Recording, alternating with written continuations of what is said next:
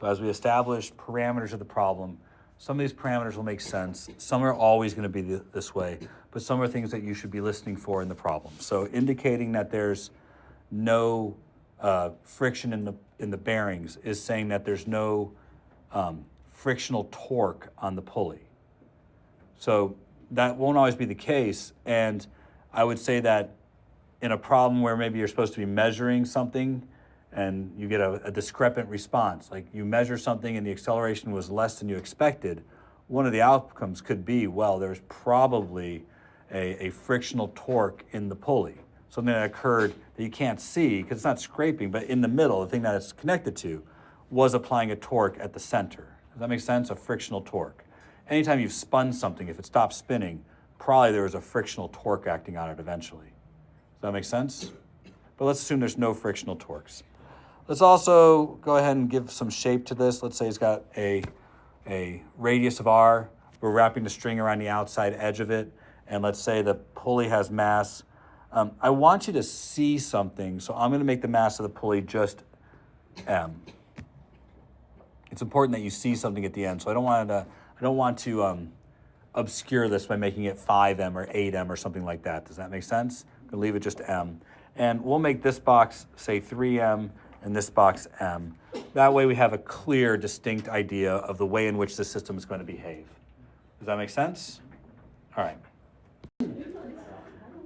The very first thing I would recommend that you do when faced with a problem like this is the obvious thing we've already talked about. Do you have an idea of what you think the system is going to do? Now, you'll notice I'm not asking a question. When you do homework, the homework says find this or derive this or determine this. We're just studying this. I want you to understand that Newton's laws weren't about finding whatever the answer to A was. You know what I mean? They're about being able to study nature and see what happens. We know what Newton's laws can do.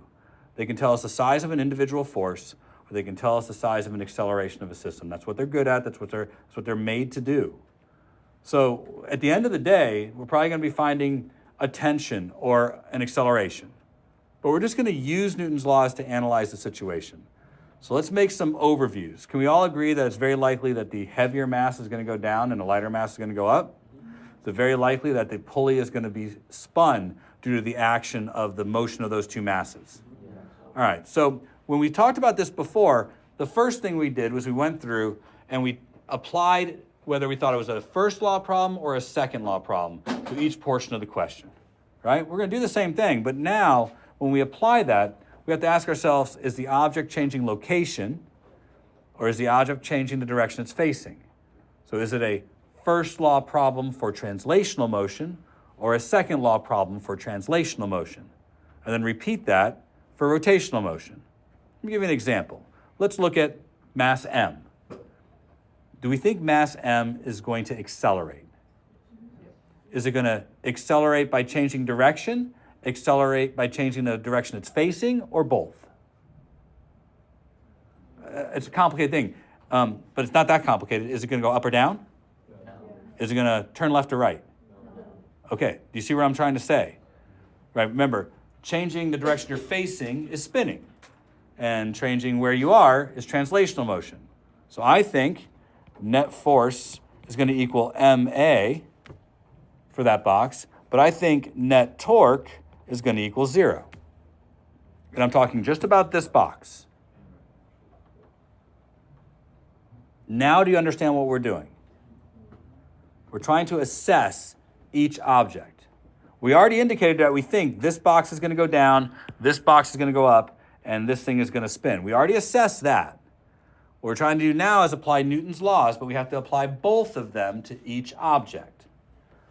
Let's go to the pulley. I don't think the pulley is going to change location, right? It appears to be mounted in some way that it's going to stay in place. I do think that the pulley is going to change the direction it's facing. I think it's going to spin. Would you guys agree? So that suggests net force equals 0, net torque equals I alpha for the pulley. I'm going to the last thing in our system. It's going to be the box that's hanging. I think this is going to be pretty straightforward, right? Would you all agree net force equals ma, or in this case 3ma, and net torque equals 0? Can we agree with that? All righty. So net force equals 3ma, but net torque equals 0. So we've assessed whether it's a first law problem or a second law problem for each of our objects in our system. So remember, we did that last time too. Is it a first law problem or a second law problem? We have to be a little more careful here because some of these things are first law and some of these things are second law. Everybody follow along okay? Excellent. Next, we have to determine a direction that we're going to call positive for everything in the system. This is going to be a little more complicated this time because we have an issue that we need to resolve. So I think you would probably agree that based on what we've talked about already, those white arrows indicate the direction that everything is going to move. We all good? So I'm pretty comfortable in labeling all of those positive. Now there's something else I want to strongly consider, and I do want to point out something, because if you do this out of the textbook does this different. So I like doing it this way. But the textbook trains you to make anything up positive and anything down negative. But everything on the left side of the pulley negative and everything on the right side of the pulley negative, or something like that. They do the problems differently. I like having a unified direction to call positive based on the way it moves. Not only was it was not the way I was taught, I just started doing this because I knew we could do it this way. But a lot of textbooks don't do it. They draw a coordinate system wherever the thing is spinning, and they strictly follow one coordinate system for all three objects. I don't like that, but there are some advantages to that, and we'll talk about some of those advantages next week with a weird thing that they did on the AP exam about 3 years ago. Not yours, on the AP1 exam. And I'm even going to show you, and we're going to talk about what I think they were trying to do.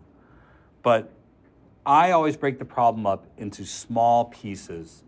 I don't look at the overall system until the end, right? When we sum all those equations together and we talk about here's the net force, here's the inertia of the system, here's the acceleration. Remember, I almost always do that. A lot of these books want you to do that from the very beginning and then break it up into small pieces. So I'm just letting you know, there are alternative ways to do this. This is the way I've chosen to teach you. Alrighty. Here's something we have to add. Once we have chosen a direction that we're going to call positive, we need to add something to this that we didn't do before. We did it a little bit, but we're going to do it a little more advanced this time. Would you agree that the amount that 3m box goes down is equal to the amount the 1m box goes up? Now that allows us to say a bunch of things about the two boxes, that they will share displacement, velocity, and acceleration, right? The string does not stretch or expand or anything like that. What we have to do now, though, is consider the fact that this is describing an angular motion. So the pulley is going to have delta theta, v, and omega and alpha.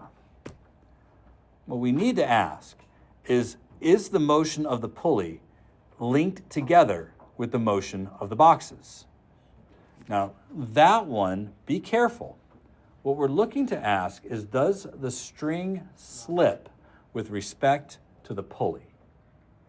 If they don't say anything about that in the problem, you can assume it doesn't slip. Everybody understand? Now they might say it. They might say the string does not slip with respect to the pulley.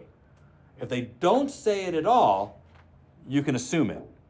However, if they say something about asking, maybe they ask later if the string slips with respect to the pulley, what happens? Then you can't do some things that might simplify our problem. If the string doesn't slip with respect to the pulley, then these two things are linked together by the radius. It's a big if. You understand why I'm saying it's a big if, right? It could slip with respect to the pulley. Now, this is a condition that we want to have happen. We want this condition to occur. So we look for it. We look to see if it happens. Also, in addition to wanting this system to occur, we want to encourage it in our problems. It's going to simplify things in the future. This covers two conditions and maybe some more. String doesn't slip, and anything that's considered rolling. In fact, to be rolling is for this to occur. Okay, that is the definition of rolling. Those things occur. Now, I need to have an aside here. Do you know what an aside is? It's like one of those boxes that's in you're reading something and a box on the side has some extra information. Both boxes are applying a torque the same distance away from the axis of rotation, but the problems are going to be straightforward. We're going to be looking at these kinds of problems for a time being, just to get used to the scenario. All right, so we've kind of handled all that. We have figured out that we can use A equals alpha times R and apply it equally to both sides.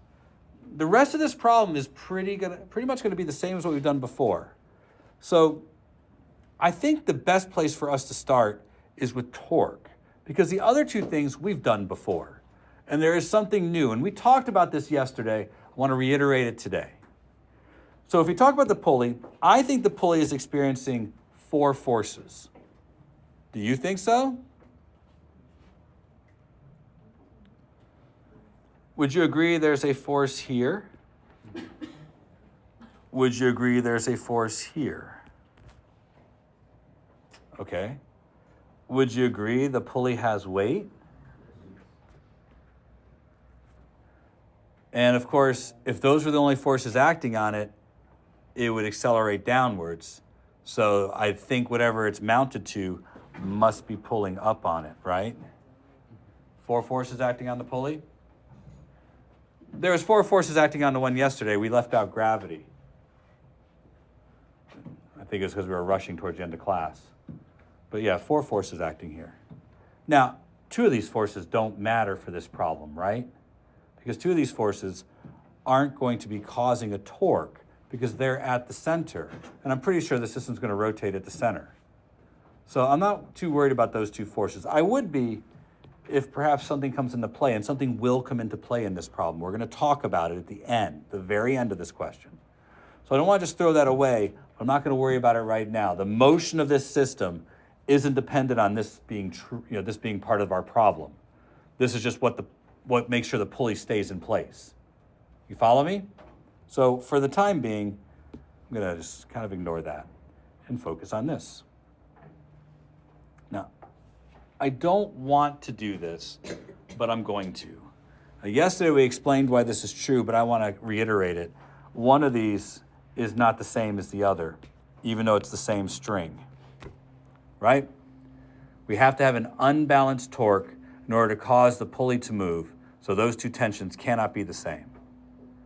Now, again, I don't want to do it this way, and I will only do it one time like this. But I'm only doing it like this because we did it this way last time. There are 2 torques. So we have to assemble our torques. I'm not going to write it in a row like this after this. I'm going to write them in an equation. I'm writing them in a row this last time just to make sure you remember. It's the same thing as we've already done for statics. We're going to list out each of our torques. It's a reminder that every torque has 3 things that have to be considered. That's the only reason I'm writing it out this one last time. I am going to indicate that torque 1 is positive and torque 2 is negative based on the direction that we have chosen for positive and negative. And I am going to say that both torque 1 and torque 2 will have torque arm lengths equal to R, the radius of the pulley. Now, the force for torque 1 will just be tension 1, the tension that's on the right side. And the force for torque 2 will be tension 2, the tension that's on the left side. And then sine, let's take issue with this. It might not be clear, but for any pulley, the string is going to come off at a tangent. And because it comes off at a tangent, and tangents are always perpendicular to the radius, this angle will always be 90 degrees. Anytime we're dealing with the pulley. Now, I think we're in pretty good shape here. This is going to be messy because I kind of crammed all this in here, but I think you can all see RT1 minus RT2 equals, can we just go ahead and do the next part? Right, we know the shape. What is the shape? And what is the moment of inertia of a disk? 1/2. mr squared all times alpha. There, we're done. We got our whole relationship ready to go. Feel good? Yeah. Ready to move on? Now, for the rest of this, look, I want to move at a breakneck pace, right? We don't have to stand on ceremony here. This next one, 3mg minus T1 equals 3ma. Right? That good? I'm thinking downward force, 3mg, upward force, T1. I didn't draw it, but you kind of know what's coming, right? So, I'm sorry, some people need it drawn there. 3mg and T1. Yay! We good? Next one. Let's go to the next one. I'm thinking mg and T2. So T2 minus mg equals ma. We good? Any questions about any of those choices there?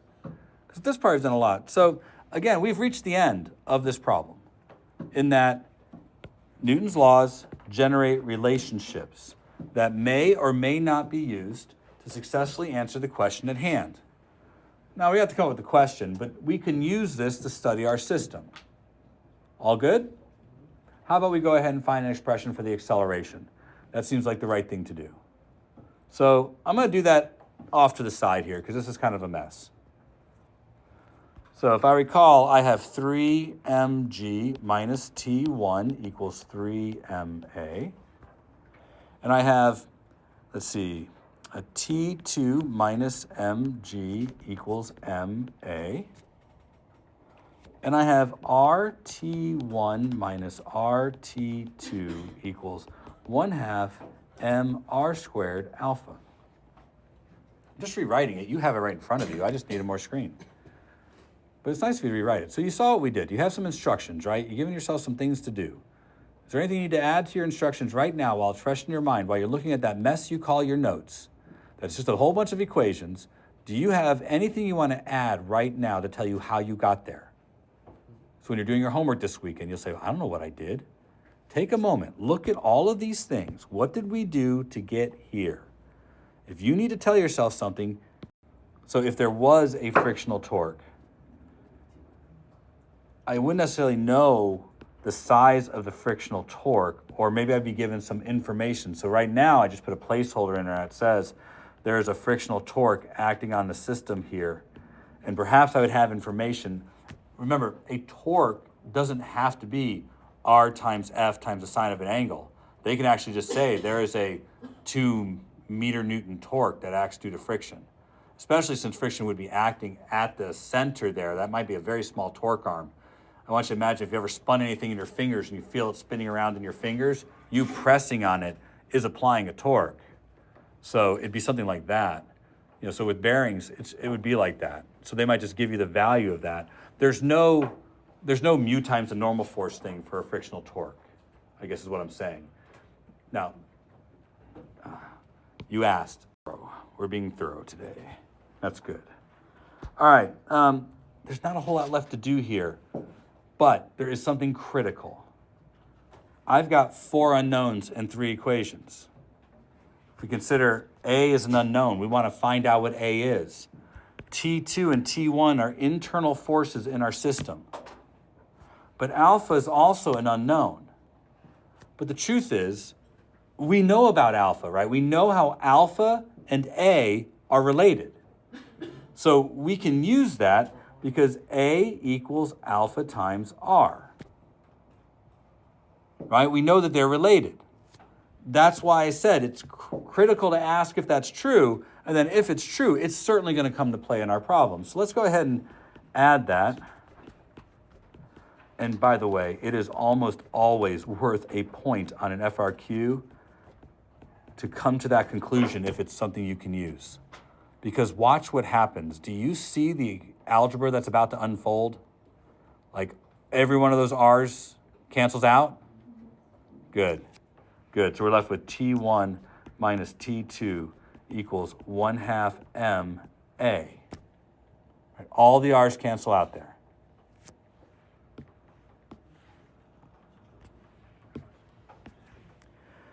All right, we've done this before too, right? See it step by step. The first thing I would do is I would cancel this R with one of those R's. That's going to leave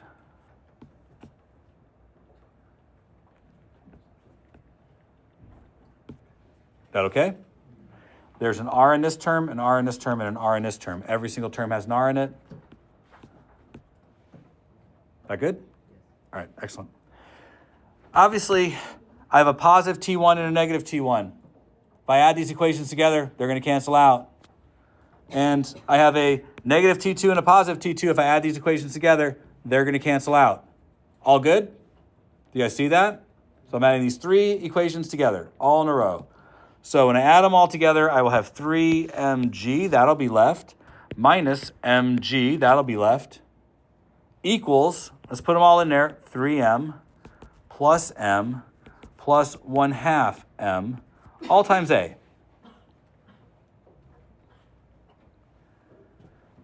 Every single time, you know that I do this. Net force, inertia, acceleration. Net force, we had two competing forces. 3mg was hung on one side, mg was hung on the other. They're competing, they're in opposite directions. Net force, I added the two opposing forces together, and this is what we get, right? They're acting in opposite directions, that's why one's negative, one's positive. I expect that result. I have the inertia of the box that's hung on one side, the inertia of the box that's hung on the other side, and lo and behold, here's where that 1/2 is. Do you see now why I wanted to not mess with the value for the 1/2? So you can see where it appears. The entire mass of the pulley doesn't contribute to the inertia. Only half of the mass does. You guys see that okay? But if the pulley were a hoop, that would just be 1m. If the pulley were a sphere, that'd be 2/5 m. If it was a hollow sphere, it'd be 2/3 m. You understand, right? So this system would be slower if my pulley was like a hoop with really narrow spokes on it, so all the weight was at the edge. You follow what I'm saying? If I want to slow the system down, I could change the pulley. I could put a different kind of pulley. And if I want to speed the system up, I could do the same thing, right? Change the pulley. Now, if we had done this problem first semester, the pulley would have had no mass. This term would have disappeared. We'd have the same thing we've done all along, right? Our answer has to revert down to what we would have first semester if the pulley's mass were 0. But because the pulley has mass, it's not 0. So I want to deliver on the promise of answering a question fully. It's the state fair, and there's a lot of really creepy fair rides out there. I know I passed them 4 times on this last weekend. 2 trips to Orlando. Go get the daughter, go take the daughter back. It's a lot of trips to Orlando. A lot of spinny rides where people are on the ride and the ride spins. Oftentimes, they are stopped by the application of a force here. Like something clamps onto the side and applies a normal force to the side. And that normal force creates a frictional force. You follow what I'm saying? Have you ever seen something spinning and you just touch your hand to it to get it to stop? Well, that would be a frictional torque. Let's have a brief aside where I will sketch this quickly, but not take a lot of time to deal with it.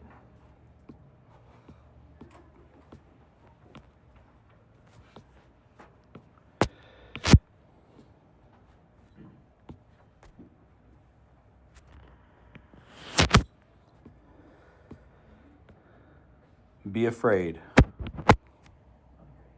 Okay? Be afraid. A little bit. Do you see why?